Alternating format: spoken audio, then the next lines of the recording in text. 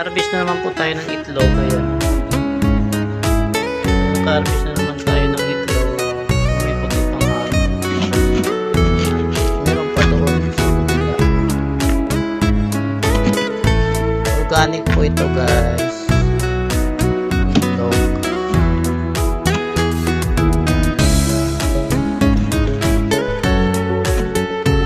Mainit pa yung iba. Bagong